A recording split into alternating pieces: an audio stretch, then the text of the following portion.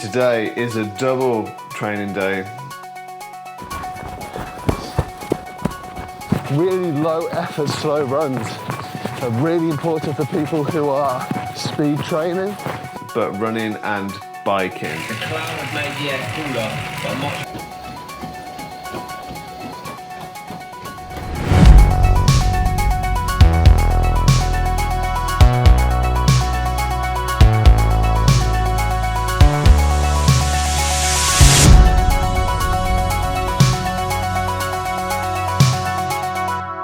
So my first session of the day is steady state intervals on a 10% incline on a treadmill.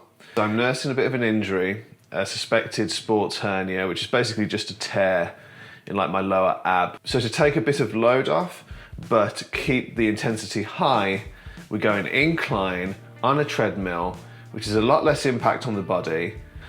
It's still gonna suck. It might even suck a bit more. It does mean that where I need to rest my body to allow this injury to properly heal won't be impacted anywhere near as much. So this morning, steady state intervals. This afternoon or this evening, I'm doing a bike workout. So the marathon is in April. Ironman Swansea is in July. And the full Ironman in Tenby in Wales is in September. A year to the day of the 50-mile ultramarathon, which is really fun.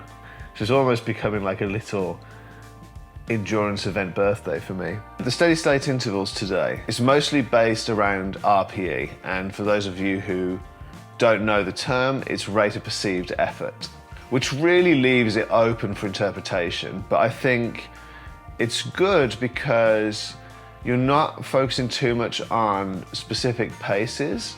You're focusing on how you feel on that day. So some days you'll feel really fatigued and rubbish. Your 5-minute kilometer pace might feel much better than it did the day before. So working to an RPE I think works. I like it. It's new to me, but it's what we've been doing recently. So I'm gonna stick with it, and I actually really like it. I'm getting used to using that rather than being really mathematical and obsessive over the numbers. We're looking at a 10-minute warm-up, and then 4 rounds of running for 6 minutes at RPE 8. So that's a pretty high effort. That's really kind of giving it some welly, but staying in control. And then 2 minutes of rest. So 6 minutes of running, 2 minutes of rest, and doing that 4 times. The rest is RPE between 1 and 3. So very easy, very light, very smooth. Then after those 4 rounds, we take a running break. Idea here is to stay in control, but at a high effort. And then we're doing strides for the last 4. So strides are what's gonna help develop your top end speed. You could call it sprinting. It's 30 seconds of striding, 1 minute of resting. And I'm doing that 4 times. And then it's a 10-minute cool down. This is all gonna be on between a 5 and a 10% incline. I'm gonna start at 10% and just see how that feels. It's not a workout I've ever done before. So I don't hate working to an incline, but I'm not a huge fan of running on treadmills for a length of time. So I'm trying to get myself used to it during this winter period because it's cold, it's wet, it's really slippy and icy outside on some days. So using the treadmill, I think, is going to be a really important part of my training. It's just locking into exactly what the workout is without restrictions. So I basically need to grow a pair and jump into treadmill training full on. So that's what today's going to be.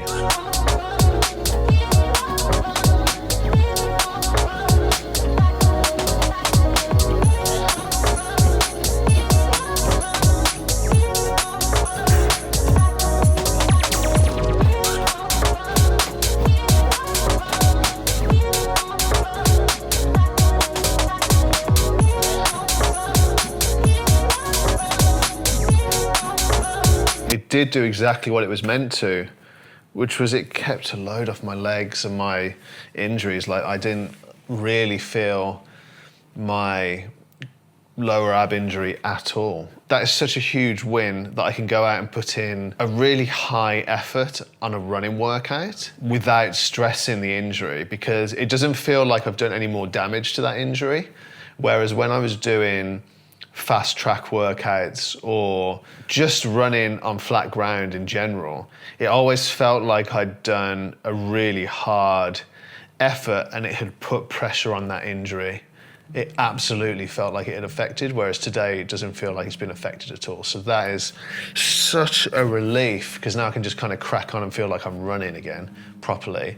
And now I've got in about 10 minutes, I'm going to go up and do my bike workout. So this workout on the bike is a preset workout on Zwift called Overs, Unders, Threshold, 33 minutes. So it's not a very long one, but that's good. Threshold for 33 minutes. I haven't done loads of workouts on the bike, so I'm looking forward to this. A lot of the stuff that I've done on the bike up until now has just been jumping on the bike and riding. So this will be fun to do a prescribed workout. I did that last week as well. I really, really enjoyed it. Because while I'm focused now on the marathon, I also have to think about Ironman, which means swimming, cycling, and running. My running's decent. My cycling's okay, but I need to get used to the tri-bike. I'm going for a bike fitting tomorrow. And my swimming is basically non-existent. I have gone out for swims. I have been doing swims on recovery days. But I really need to lock into some swimming as part of my training. So while my attention is on the marathon, sort of in my peripheral vision, I have the looming Ironman. Then it's a 3-minute easy ride and then more intervals after that. So it's quite a big, complicated workout, but I'm hoping that Zwift just kind of sets me up and I can just ride and not even think about it. So I've already cooked us a lamb and sweet potato pie. Basically just like a shepherd's pie, but using sweet potato. So really high protein, you get a good bit of carbs and just great nutrients from the sweet potato. I love sweet potato. So we'll have that, and then the rest of the evening is just gonna be pure rest. Okay, so this is where I'm gonna be doing most of my riding. The room's a tip at the moment. I'm trying to make it multi-purpose. I write music for a living, so this is primarily where I spend my day-to-day writing music. But I also want it to be where I come and train on my bike. I edit my videos here as well, so I want it to be a multi-purpose room. And I've got everything that I need to get this bike up on the wall, so we can get out of the way. I just need to shuffle the room around a little bit so it's a bit more fit for purpose. So anyone who's into their biking or has a triathlon bike or any experience with a triathlon probably is looking at my form and just thinking, what on earth am I doing? That's exactly what the bike fitting is for tomorrow.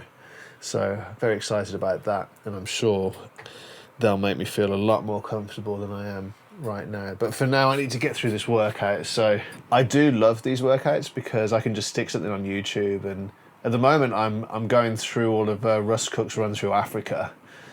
It's such a great series. They're just themselves, and I think it's a really great example of a YouTube series where they're just doing something that's so amazing, but they're just being themselves and they're not trying to be too presentary with it. I love that. So that's what I'm watching now. Well, sure. Pretty nice place, except we only had 2,000. My name is Russ Cook and I'm attempting to become the first person ever to run the Incline. Sweating like a pig. The cloud had made the air cooler, but much more humid, and it was ruining me. Meanwhile, the boys headed to our next big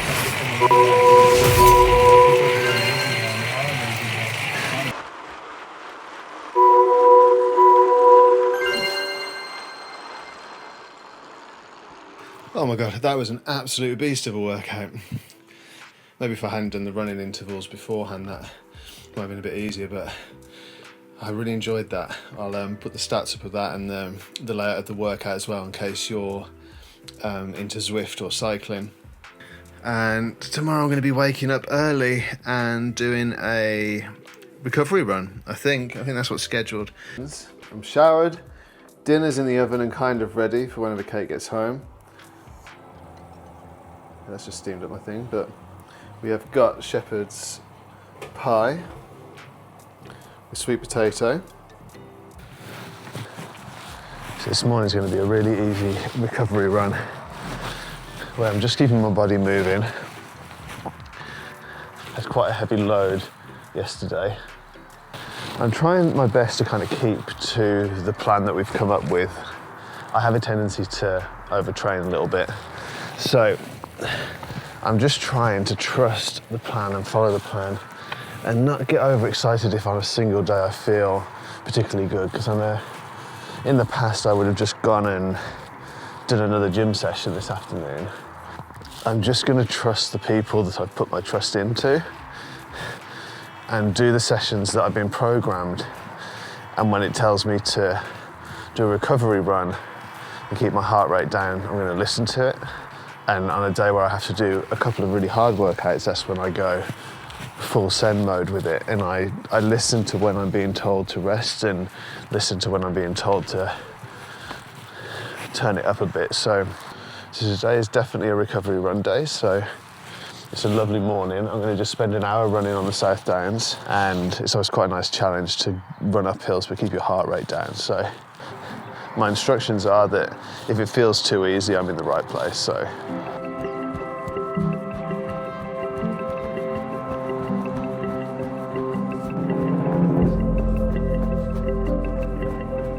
this footage that I recorded while out on my run, it just made me feel so grateful for being able to get out the door and run.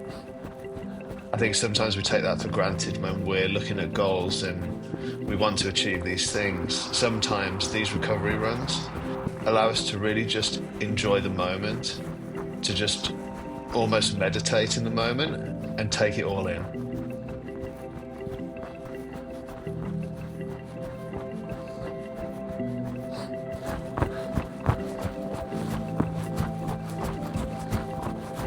I do think one of the hardest things to do when you're running is get to a point in your training where recovery runs are an absolute must. People talk about zone 2 training all the time. I agree with a lot of it, but I also think if you're only running twice or once a week, that zone 2 running isn't necessarily going to be the way forward for you. And there's all kinds of reasons why you wouldn't be going out running every single day. And it's not always in our control. Work, life, intention behind the exercise you want to do. Not everyone's going for PBs at the marathon. I think it's understanding what you are and what your goals are. If you are only going running once a week, I'd personally avoid the noise that talks about zone 2 training as the holy grail. I'd just get out and run. Get yourself out of breath a little bit, get your legs a bit tired, do what feels comfy, but enjoy it and put effort in as it feels right to do so. And I think it's gotten increasingly harder just to go out and enjoy the run or enjoy exercise, because we get fed so much stuff on social media that pushes us into this box of wanting to achieve exceptional things. We see exceptional people doing exceptional things, and sometimes it can have a positive effect, but sometimes it can have a very toxic effect. I think it's learning our own relationship with our devices, our own relationship with exercise, and really trying to get the most out of these moments and the content that we consume. Easier said than done, but I think if we can practice it, we can achieve that peace of mind that we need.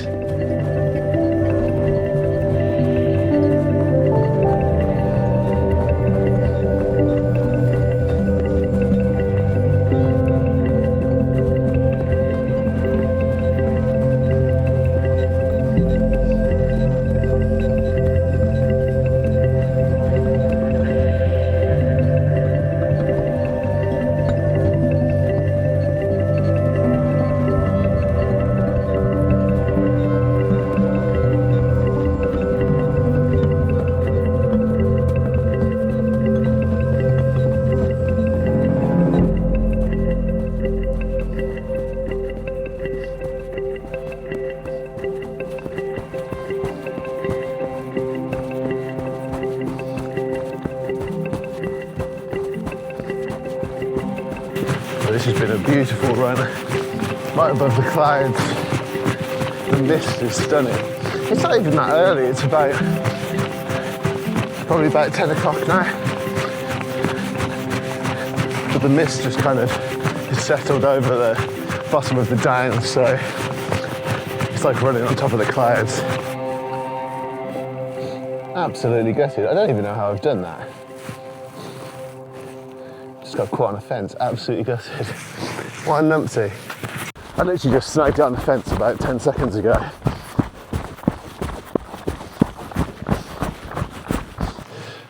Run of the day done. I'm gonna have coffee. I'm gonna have a bit more food, I think. Maybe do some stretching, and then in 2 hours time I'm booked in to have my bike fit in, so I'm gonna call the video here and then we'll pick up. I might include the bike fitting in next week's video because I'm gonna go and film it as well, because I think it's gonna be quite interesting. So thank you once again for following me on these couple of days. If you enjoyed this video, please give it a like. If you're enjoying the content, please subscribe, and there's going to be lots more running, fitness focused content coming each week. Just to recap, I've got the marathon in May, and I'm going to go for a sub 3. And then in July, I've got a half Ironman, and September, I've got the full Ironman in Wales. So lots and lots of running with a spattering of bike strength and swimming at some point. So have a great rest of the week, and I'll catch you soon.